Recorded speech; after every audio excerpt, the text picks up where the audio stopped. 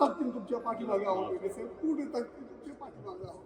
आम्ही तुम्हाला कदापि सोडणार नाही, कधी सोडणार नाही तुम्हाला. ज्या माणसाने आमच्यासाठी पूर्ण आयुष्य वेचलं त्या व्यक्तीसाठी आम्ही तुम्हाला कधीच सोडणार नाही. आमचा सर्वोत्तमाचा पाठिंबा तुमच्या पाठीशी राहील कायम. मनातले दादा आणि सतत प्रभाव टाकणारे दादा आपल्या क्षणोक्षणी, त्यांच्याच प्रभावात मी पण वाढलेले आहे. त्यांच्या हस्ते पण खूप झालं.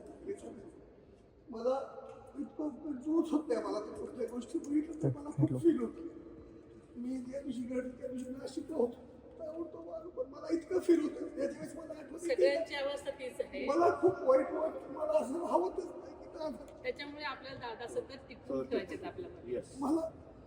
मला म्हणायचं तू माझा अल्पसाहित्याचा कार्यकर्ता रे, यश तू काय काळजी करू. तेव्हा मला खूप फील होते बघितल्यावर.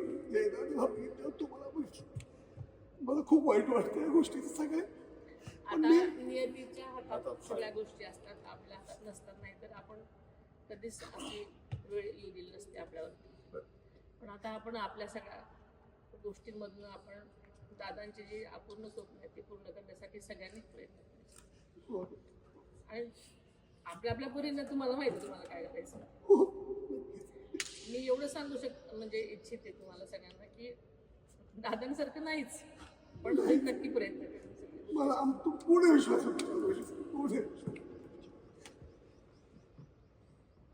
आणि तुमच्याशिवाय काहीही करू शकणार नाही कोणीच. तुमचा पाठिंबा असेल तरच पुढे आम्ही पूर्ण ताकदीने तुमच्या पाठीमागे आहोत वगैरे साहेब, पूर्ण ताकदीने तुमच्या पाठीमागे आहोत. आम्ही तुम्हाला कदापि सोडणार नाही, कधी सोडणार नाही तुम्हाला.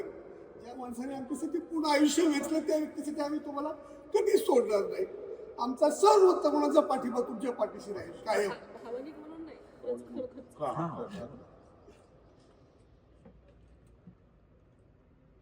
ठीक आहे. धन्यवाद. बारामतीकरांनी सगळ्यात नेहमी प्रत्येक ठिकाणी विक्रम केलेले आहेत.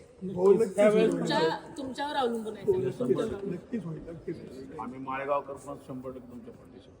सगळे झाले त्याच्यामध्ये. प्रत्येक बारामतीकरांना इथला असेल, बाहेर असणारा असेल, कुठलाही असेल.